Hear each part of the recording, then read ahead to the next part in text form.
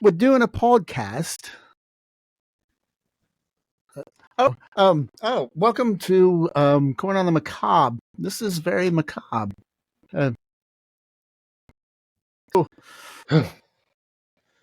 Should I leave it on? It might be better for people if I leave it on.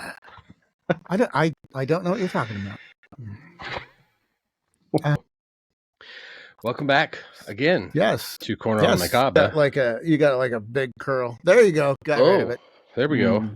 So you have a Michael shirt on too, because I do too. I do. Well, we are talking about Halloween 2018. Yeah. I'm excited. Oh, very excited. Yeah. I think you've been looking forward to this for like years, right? Well, ever since 2018. Corner on the Macabre, official one. That's right. Official episode 1. Yeah. Halloween 2018. Yeah. We start out with true crime podcasters. They show up where Michael is being held, which is still at Smith's Grove. They come to meet Dr. Sartain. The new Loomis? Yes, the new Loomis, as Laurie likes to put it. Yeah, and they go out to meet Michael on the chessboard or checkerboard, whatever that is. I love the film. I have some issues with it, so we're going to get into those a little bit. This is my first issue. Michael out there. Just out there in the wild. Yeah. Sartain. I mean, wouldn't he? You would think he would be in like a solitary confinement of some kind. Part of me thinks they would have him in some solitary confinement type of situation. But I was also thinking Halloween feels like yesterday to all of us fans. We're always revisiting the movies and watching them. But it's been 40 years since anything has happened. So I think a lot of it has been largely forgotten about. And Sartain mentioned that Michael can talk, but he chooses not to. And he's basically just been sitting there doing absolutely nothing for 40 years. Maybe he apparently is just cool to chill. Well, that's a good theory. I don't know. I don't like it, but that's good. They try to initiate conversation with Michael. They get nothing in return. Everybody else out there on the outside exercise checkerboard wants to get involved. Yeah, but when Aaron is holding out that mask, Attorney General, a friend at the Attorney General's office, Attorney General friend, just handed it right over. That, to me, that right there in and of itself is lazy writing. And I agree. It would have been better if they shot a scene with Aaron, just with Aaron and Dana, buying a freaking Halloween mask somewhere and doctoring it up and weathering it up and making it look nasty and everything. But I think it's really... I agree with you. Lazy writing. I think they wanted to have the original masks presented to Michael to evoke something. And maybe it woke up the beast. He can feel it. He does get a slight little head turn. It's like he can feel its presence, right? As an essence of its own. It reminds me of being in a zoo, because once the mask is presented, all the other inmates start to get all riled up, like you would happen in a zoo at feeding time. Yeah, Aaron screams at him, say something, and then we go to an amazing opening credit sequence. Oh man, I love the opening credits. They chose to stick to the old school pumpkin, but they also chose to revive the pumpkin as it's being reborn, kind of like the story. And Michael is being reborn. Being a fan of the franchise, right away you're like, oh yeah, yes. like Yeah. I'm into it. I was in the theater like, oh my God, that's so awesome. Yeah. After the opening credits, we are introduced to the Nelsons. This is Karen, Allison, and Ray. Got peanut butter on my penis. And, and Karen is Laurie Strode's daughter. So then, I mean, your show that Ray is a total tool. line, your Oh my favorite God. film line Yes. of Yes. all time. Yes. Ever. Is ever. there. Yes. Yeah. Damn it. We could touch on that later. Well, we're not touching on that later. Okay. But then we cut and we meet some of the other characters like Dave and Vicky. Dave, Vicky, and Allison walking down the street. Very reminiscent of Halloween 78. Yes. Important conversation that's going on as they're talking about what happened back in 78. And Dave makes the mention, well, yeah, I mean, he killed 5 people, but could have been worse. You know, life goes on. Kind of harsh. I mean, the world has moved on. Really, the only person that hasn't moved on is Laurie. Right. And that's right. the major focus of this film. This film is about the trauma that was caused back in 1978 to our main central character, Laurie Strode, and how she's dealt with it through her life over the years, and it broke up her family. It's a tragedy. I'm sure you can make some criticisms that it's been 40 years. Why can't she get over it? And unless you've known somebody personally or gone through trauma or PTSD yourself, you have no idea the lasting effects it has. Because we've retconned everything. Dave asked the question, wasn't his sister or something? And Allison says, no, that was just something made up to get headlines. I like that we left out the whole siblings storyline. Right. Yeah, that takes us to the next scene, which is a school scene, which kind of harkens back to Laurie Strode sitting in the classroom. She looks out and sees Michael standing outside the window across the street. Allison looks out and sees Laurie's almost standing out there looking verbatim. And we get PJ Souls playing the teacher. We never see her, but that's her.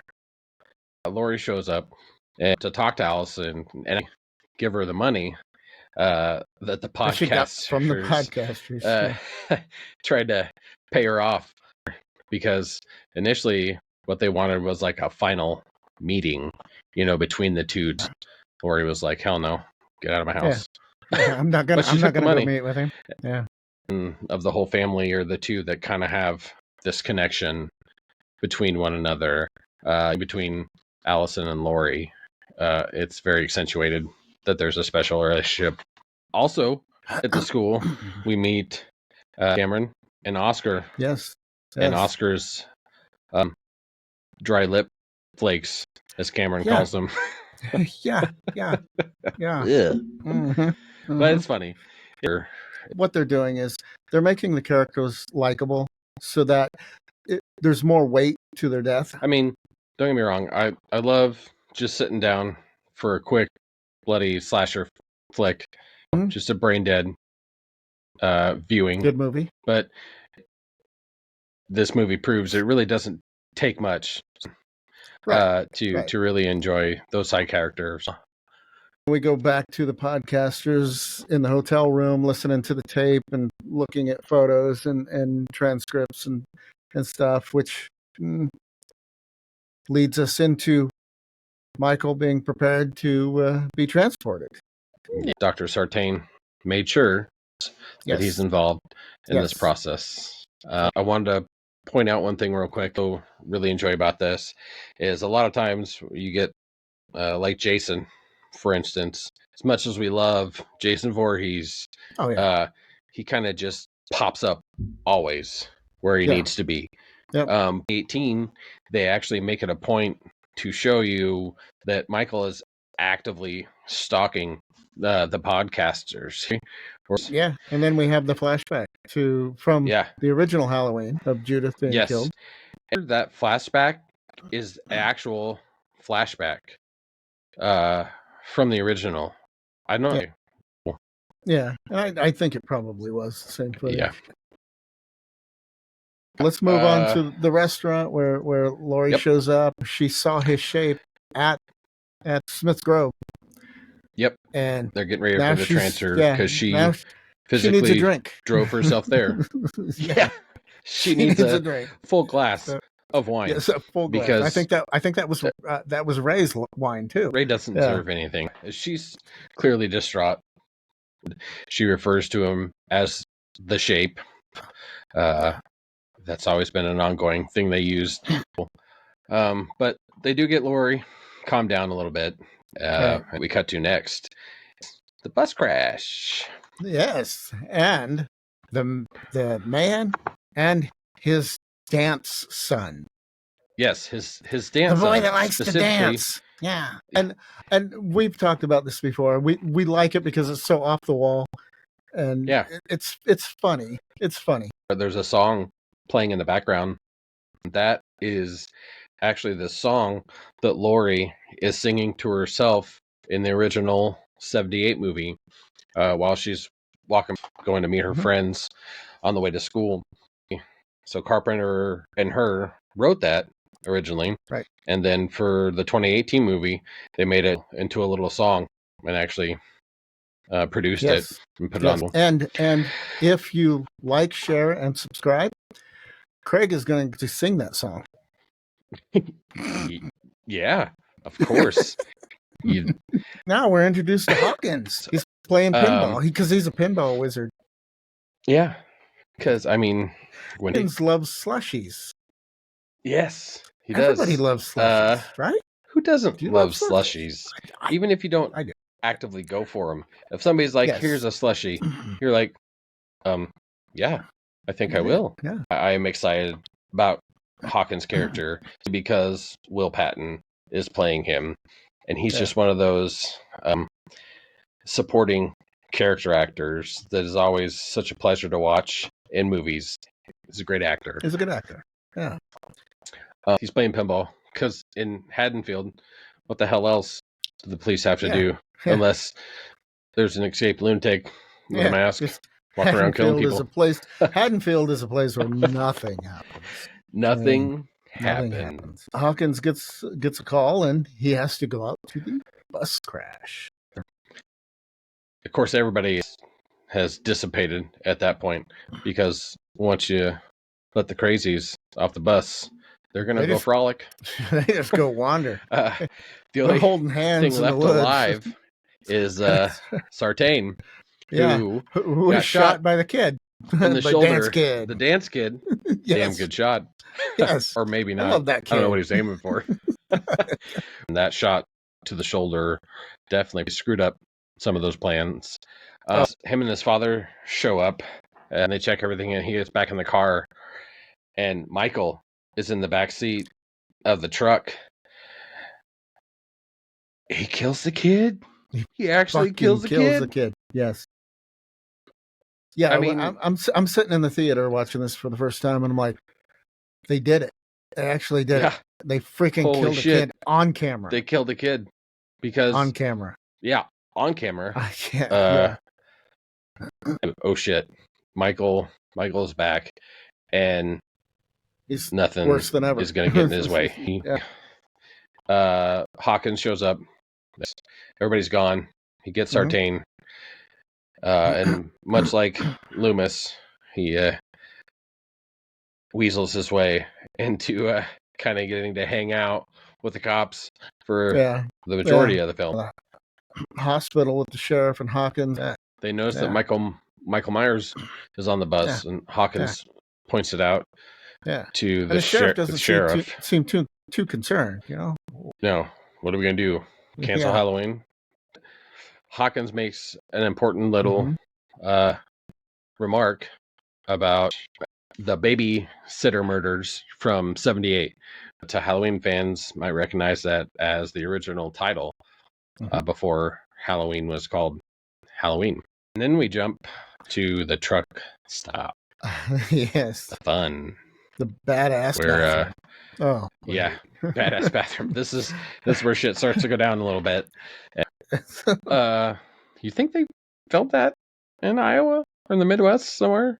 I've seen those bathrooms before. I've been in those bathrooms more times than I'd like to admit. Yeah.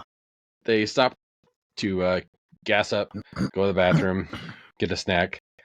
Go to the snack bar. Dana even has a line that says she's got to make a number 2, or it's real short and you barely catch it because it's quiet, because it's as she's walking away. But I'm like, I don't think I've ever caught that. I don't think I've ever caught that. I swear it's in there. I don't remember the line verbatim. She goes in and asks for the loo because not American. Yeah. She's got a bit of an accent. Where's your loo? Which is the last loo she'll ever see in the bathroom.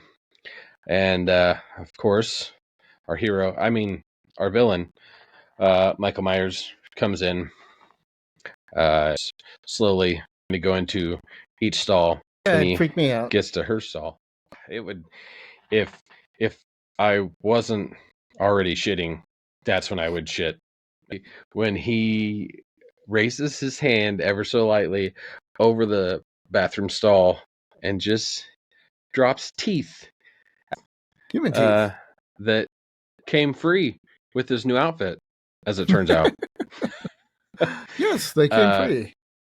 And drops them to the floor, and it's actually a good reaction from her. Yes, it made it a point for her to not quite understand what it was at first, and then it hits her, and you really see it in her face. Imagine being in that stall and not even knowing that it's Michael. And she probably has no clue it's Michael right now. Oh yeah, definitely wasn't on her things I'm gonna see and do today. Yeah, get killed by Michael. That's probably nowhere on her list. Yeah. We cut to Aaron. He goes up to pay for the gas, and the guy looks like he's sleeping. Yeah. So he walks around and notices the guy is. Yeah. There is a large bald man passed out in front of her. Yeah. So, in case you guys didn't know, this was secretly shot in Iowa. Yeah. Notices guy's dead. Notices that there's a half-naked mechanic on the ground, and pool of blood, because he's gotta look good. Well, you do bleed a lot from the face and mouth, and he did take a good handful of teeth, which he shared. Yeah. Aaron knows that there's something wrong at that point. So we cut back to the bathroom, Dana, and she's trying to crawl under the stalls. Aaron comes in. He doesn't even necessarily scream. It's just he walks in and addresses him because he's so and when he addresses him as Michael, then Dana shits herself again. Already, now there's just shit everywhere. Dana shit all over the loo, and then Michael makes Aaron's face and head play hacky sack with most surfaces of the bathroom. Stall, sink, wall. Yeah, and back to the stall. Then back to the stall, back again. And he actually broke the stall door in with Aaron's face. Yeah, that's how he finally gets in to grab Dana. And Aaron is just destroyed at that point. It's one of our favorite music cues as we zoom in on Dana. Ever so quiet and slowly, it builds in a slow start to the classic Halloween theme. I love that they integrate it into the film as opposed to just play Michael's theme every time he comes on screen. Right. Yes. He kills them both. And he goes out to the car and retrieves his mask. Yeah. Now he is the Shape. He's no longer Michael. Nope. He's the Shape. He is the Shape at this point. It actually plays an important part. Michael wants that mask on. Mm-hmm. Next, Laurie sees the bus crash on the news. And, I played this over in my head as to what she's thinking, I have a theory that originally it was supposed to be her that caused the bus crash. I don't know if that's true or not. In the scene where she sees his Shape, remember she screams and there's somebody walking up to the window of her truck? Yeah. That looks like Michael. There's nothing that specifically disproves that theory. The theory that Sartain was behind it holds a lot of water too. Yeah. So I would say overall they're definitely leaning into Sartain being the reason the bus crashed. Of course, there's always the possibility that Michael caused it himself. Right. It was the anniversary. This was a chance. Sartain is obsessed with seeing Michael in the wild. Sartain is obsessed with Michael. Loomis was haunted by Michael, but Sartain is obsessed. They're both cuckoo for Cocoa Puffs after dealing with Michael. Sartain's they didn't try to make Loomis a bigger part or to recast him as a very elderly man at that point. Right. But maybe they could have had a small scene with him passing away, Sartain having a last conversation with him. I don't think we needed to bring up Loomis any more than they did. We go back to Karen's house. Karen walks in with groceries or whatever, and the door's open and everything. Laurie's in the house. Yep. And she's trying to show Karen that she has no security system or anything, and she points a freaking gun at Karen and says, "Bang, you're dead." And then Ray comes in, and she doesn't shoot him in real life. Fuck. She wanted to, but yeah, but we wanted her to. She points the gun at Ray too, which that kind of pisses me off because I don't know anybody that would do that unless you're really super fucking crazy, Well, I think it holds how actively unhinged she is at this point. She has not healed at all. All she has done is prepare and build walls and has largely failed at life. They mention 2 failed marriages, rocky relationship with her daughter, who was taken away from her because she was deemed unfit, an unfit mother. And Laurie is almost just as psychotic as Michael is, on opposite ends of the spectrum. I mean, what happened in 78 created 2 monsters. The crime scene, at the truck stop. It's a cool scene because Hawkins is like you can tell he's staring off into nothing, but he's looking at Laurie. But he's not really seeing her. What he knows it's Michael. He kind of finally sees Laurie, like oh shit, here we go. Yep, she crazy ass bitch was right after all these years. Well, he's in love with her, so he is. But now we're at Halloween night, and the Shape is walking about. The big night. This is the quintessential Michael stalking somebody scene because we're all steady cam following him through houses Yep. and shit. And He I is mean, the first time we see him is a callback to Halloween 2. In Halloween 2, they were older, they were teenagers, but Yeah. as little kids in this one. And the kid's like, "Oh, I'm sorry," Yeah. and Michael doesn't care. He doesn't even look at him. He Doesn't acknowledge them. doesn't even look at He him. he just senses something in his peripheral. Yeah, I'm gonna go and towards that. And then we Because follow him. We track with him. Yeah, we track him as he's stalking, hunting. Yes. The lady that goes into the garage and into the house, and I assumed Michael was gonna follow her, but he goes straight to the garage and picks up a hammer, and he goes in the house. And we track him into the house, walking after her into the kitchen. We don't even see the kill. We don't have to. We hear it. We hear it. It sounds brutal. Yeah. And then he walks back and sees the knife there on the counter and drops the hammer and picks that up. We track with him through the house into the living room where there's a baby crying, and I'm like, man, he killed a kid earlier. Yeah, are we going to see? Is he going to kill this baby? Yeah, and he doesn't.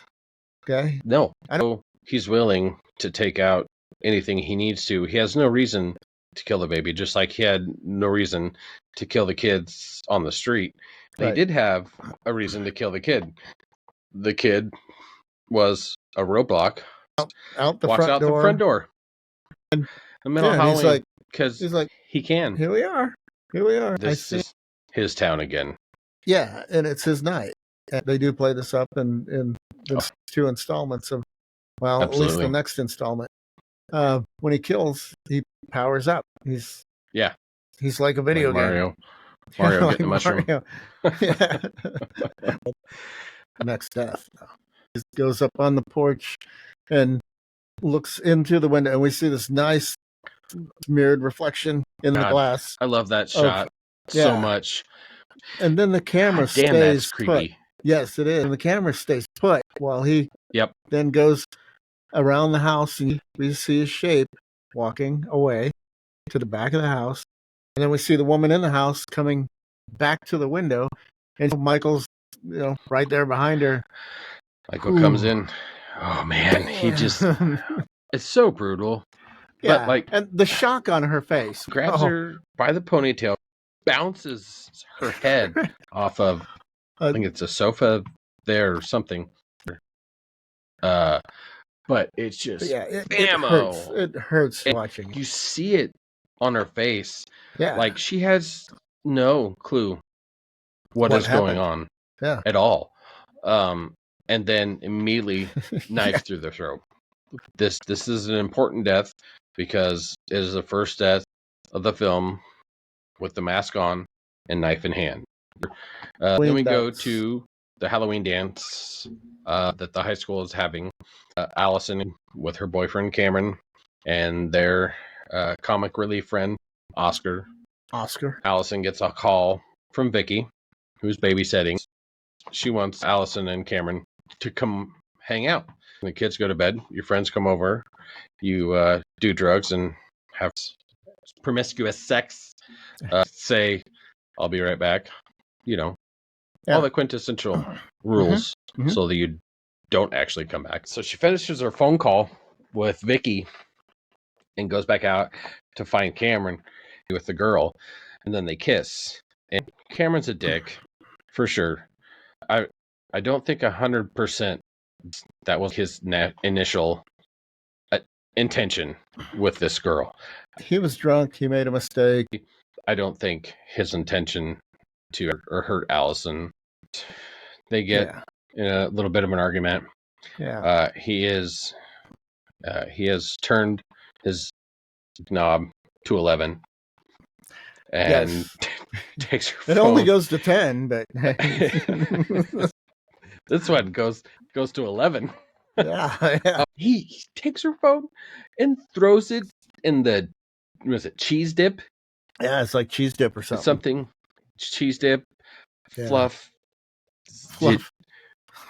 Some viscous bowl of fluid. I love Allison's reaction. Right. They do a really good job of writing Allison as a teenager, but smarter than your average teenage girl, which has always been kind of the formula for a final girl in horror films, just like it was for Laurie in the original. So she takes off, and of course Oscar follows her. We do cut to Hawkins and Sartain driving around. They have a small little conversation. Then we cut to Vicky and Julian and the whole babysitting sequence there. Oh, okay. So then we have Julian freaking out because there's somebody outside my room. Dave has shown up, and Julian says, "Send Dave first." Yes. He's sacrificing Dave. Yeah, I even have it written in my notes somewhere. Yeah, because we had the dry fuck, and then shut up, Dave. Then I have send Dave first. I have it in my notes right here. So Vicky goes to check out the room. Mm-hmm. There's nobody here, and then she gets him tucked back in, and he asks her to close the closet door. This is why this scene is so special to me. She goes to close it, and it doesn't close. But guess what? The shape is in there and slices her. Julian takes off, and Vicky is left. Yeah. What I really liked about this scene is they tricked me, which doesn't happen very often, especially in horror movies. I assumed there was going to be a jump scare, like a cat jumping out of the closet or something at that point. Yeah. I did not think Michael was still going to be in the room. The timing was perfect for a jump scare. It was plenty of time for Michael to go to get in there anywhere upstairs. Yeah. I assumed Michael had gone by and was going to go kill Dave. And I knew it wasn't going to happen. Hollywood needs to work on trailers. In the theater, I'm like, oh, this is, Michael's there. He's behind the door. That's that scene right there. I specifically avoided trailers and spoilers like the plague because it was such a special release for me.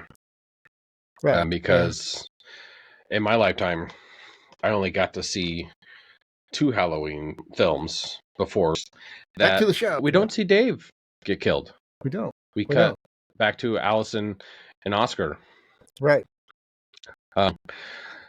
Oscar is drunk and is saying all chubbed these out. Nice, sweet things to Allison that maybe he's going to take over for Cameron, which Allison is like, absolutely not. So that leads to them splitting up and Oscar defeated and drunk. And they were feeding me guacamole in all these sexy ways. Yeah. I love that. He makes several fleeting attempts yelling at Allison. He turns, and of course, guess who's hanging out in the shadows? The shape. And Oscar assumes it is Mr. Elrod. Mr. Elrod. Oscar notices something's not right. Yeah. This is a really, really cool build-up to a really cool death scene too. I think because, so. Yeah, absolutely. We have the motion censored lights, and he freaks out when they come on. Motion sensors, dumbass. So motion lights coming on off. It gives Michael a chance to disappear and reappear. Yeah, closer and closer. Oscar I thought freaks out. Was pretty cool. Allison thinks he's just trying to get her attention again. Maybe not. Oscar screwing around, and he Yeah, tries might be to real. scale the gate there. Yeah. Mikey comes up and stabbed from behind. Allison's like, oh God. Yeah. She steps up and sees Oscar hanging there, and she's like, whoa,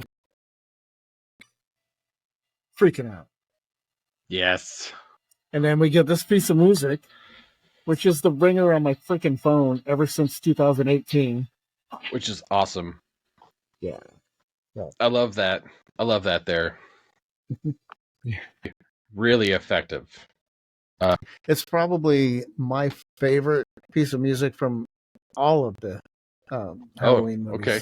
It starts out, those who are familiar with Suspiria and Dario Argento and Goblin doing the soundtrack for that. Yeah. That intro there sounds a lot Very like Goblin. Goblin-esque, yes. And then we kick For in. sure.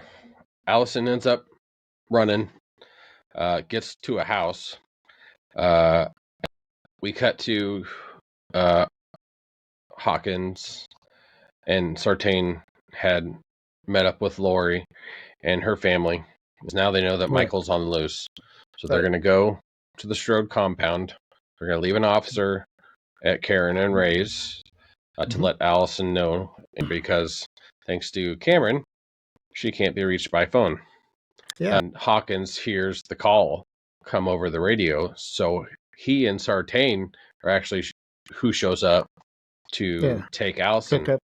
On the way, they just so happen to see Michael because Michael is doing shape things. He's walking around, stalking the city.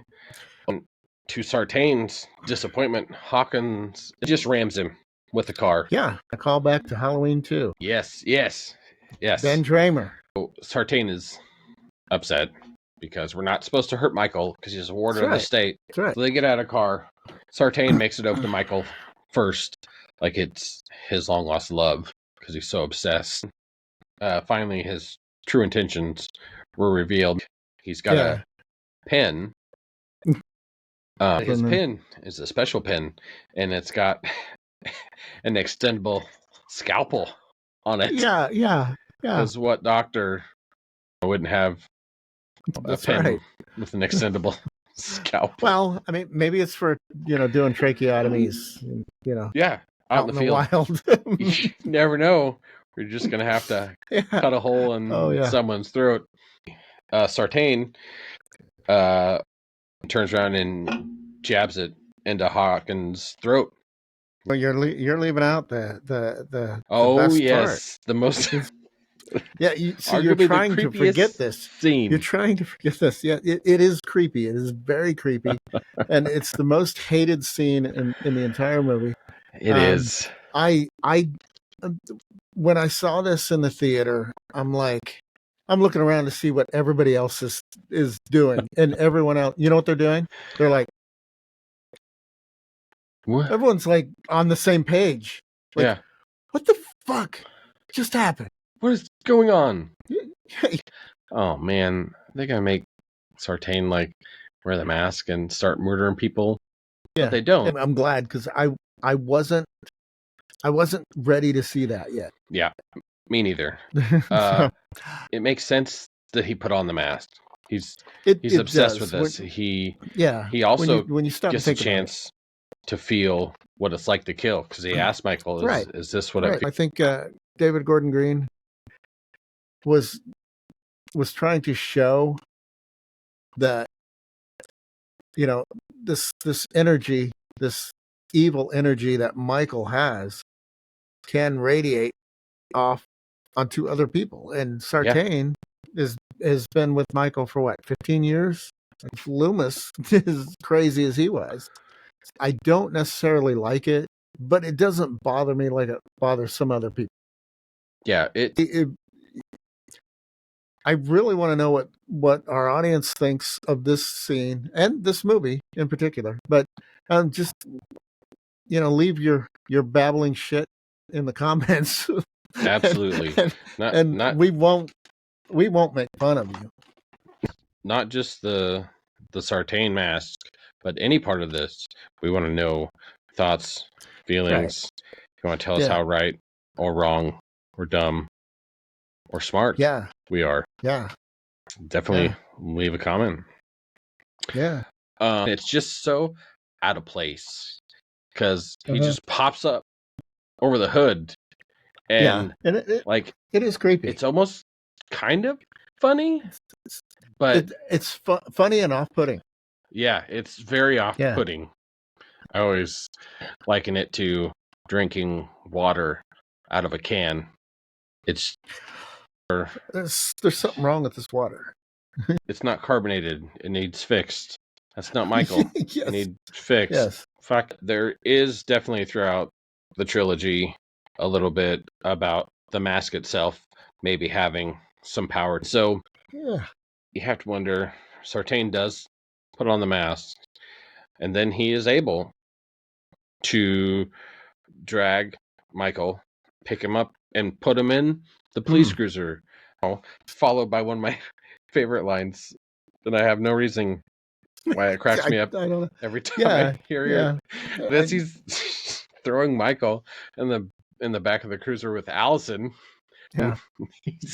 He says, "Make room for my patient." Throws the mask shoveling Michael into the back of the cruiser with Allison. Sartain takes off. He's going directly to the Strode compound because he wants Michael and Laurie to meet. He's obsessed with getting him to talk, and he wants to see the confrontation. And he is tricked by Allison. She distracts him by trying to get him to pull over and let her out. Is that, hey, he said something to me right before he killed my friend. I will tell you what he said, but you got to let me out. Sartain is like, oh, really? Michael wakes up and then proceeds to try and make Sartain part of the front dash as he's kicking the back seat, which of course makes Sartain crash. And Michael gets out and drags him over and to the tail lights. Yeah, to the tail lights. Nice red so we can see Sartain's pleading with him to say something. Say something. Sartain knows this is his last moment. Yeah. And Michael does speak to him with his fucking boot. One of the coolest kills in the movie. In this movie, yes. Michael puts his boot through Sartain's head, his face. Well, no.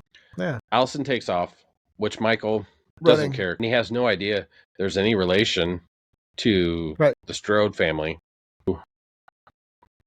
The officers that are near the Strode compound and the two officers think that it's Hawkins because it's his cruiser.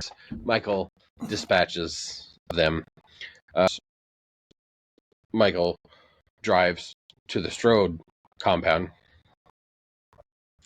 And Ray sees that the cop car is pulled up. So he goes out there and hollers out to the officers because he's waiting on an update on Allison. And so when he goes to open the car door, it's one of the coolest displays that Michael has. Yes. One cop is just sitting in the seat, and he's holding the other officer's head. His head is carved out like a jack-o'-lantern. Yeah. And the cop's flashlight has the flashlight stuck up the bottom. It's lit up like a human head jack-o'-lantern. It's so cool. It's really original. Ray gets strangled. And his neck breaks.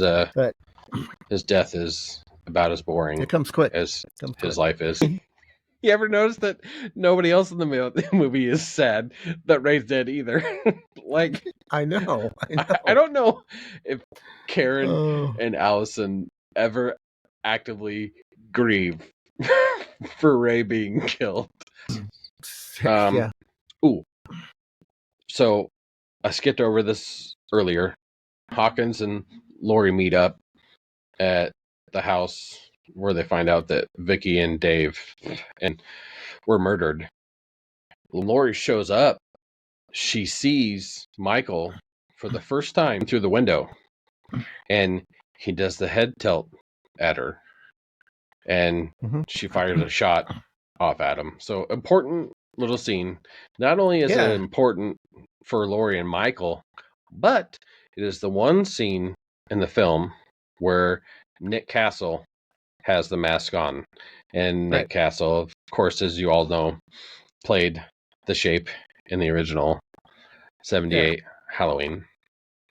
Laurie sees Michael and what's happened to Ray. It's time to lock down the Strode compound. Goes to lock the door.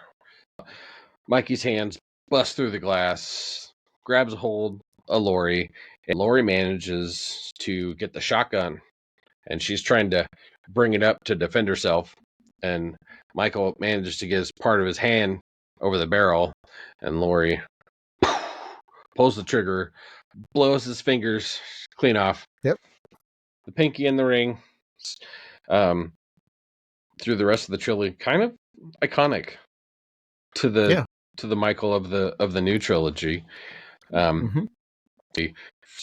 Michael comes in and kind of from room to room, almost as a Laurie and Michael are stalking one another. We have a little bit of a role reversal from the original. He pushes her out the window. Pushes Laurie off the balcony. Allison shows up right as this is happening, and he goes out to look. Laurie's not there. Like in the original 78 Halloween. You see the trap door and the safe room she's got down there. So what happens is Michael goes to the kitchen island and starts shaking it and trying to break it because he figured out where they are. And he finally does. And Karen's playing victim, like, I can't do this, Mom. Then Michael shows himself, and she's like, gotcha. Laurie comes from the shadows behind where Michael was standing and says, Happy Halloween, Michael. Which a lot of people hate that too. There's a very fine line to bitching and picking apart everything and just enjoying. Some things are going to be cheesy. Like that is such a small thing in scope. Like you either can just ignore it, or as a fan, you can cheer. For the 80s or 90s, most films thrived on catchphrases. Karen and Allison start their way up. And Michael grabs Karen's leg.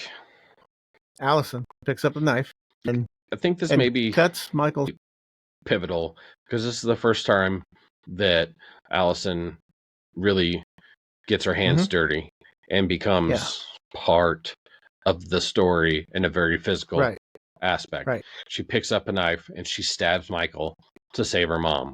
It's before Michael gave zero shits about Allison and probably would have continued to. That stab kind of infected her.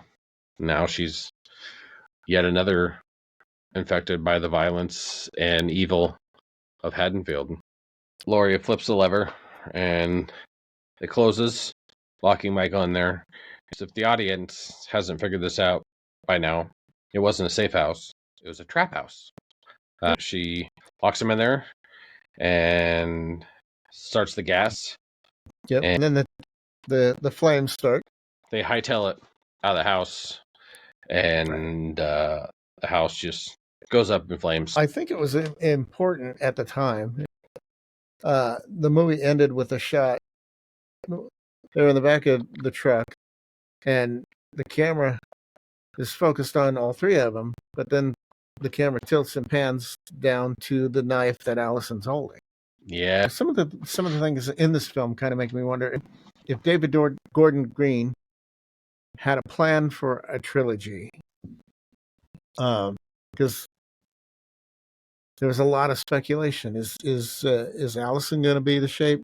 from now on, or what? It seemed really important.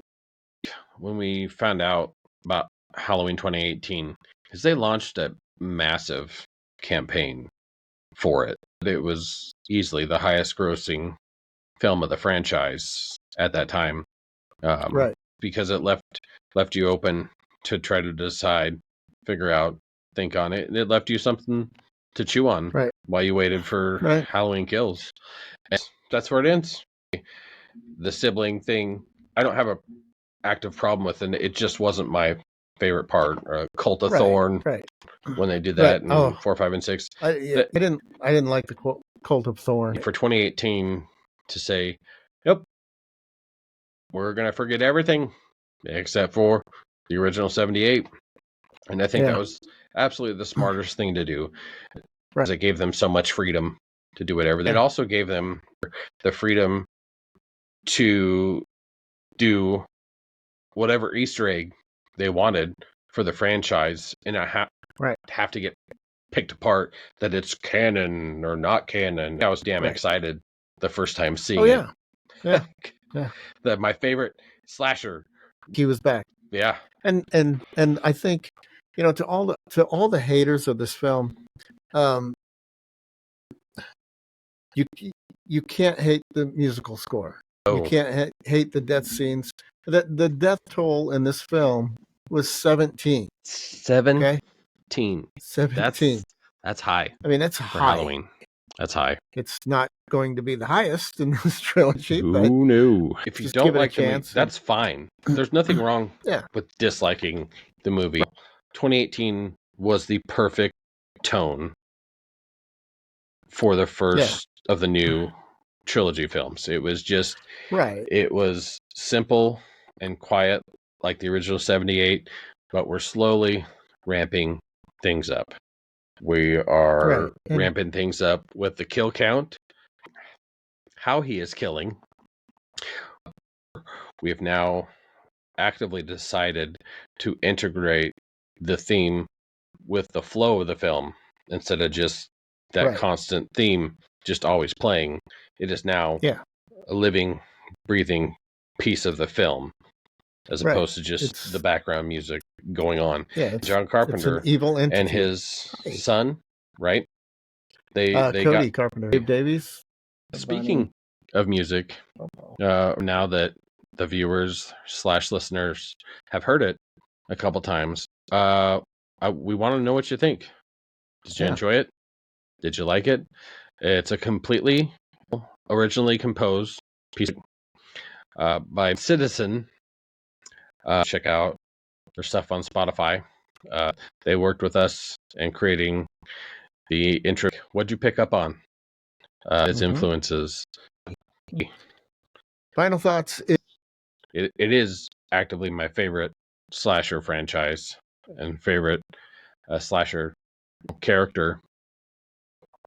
8 out of 10 toe tags. Yeah. I think I'm going to have to agree with the 8. 8 out of 10 toe tags. You need to take into consideration with this, it reignited a pretty much dead franchise. They already tried to go back and retcon everything else. They tried to go back directly to Halloween 2 with Halloween H2O. Yeah. I have to say, overall, out of the whole franchise, the original 78 mask being my favorite, because how can it not be? The 2018 mask is a direct second spot. Like, I absolutely love the old beat up look of it, but it's not completely destroyed. It's weathered. I hope you all enjoyed hanging out with us, listening to us, watching us, letting us be your late night rabbit hole. Thanks for coming to Corn on the Macabre.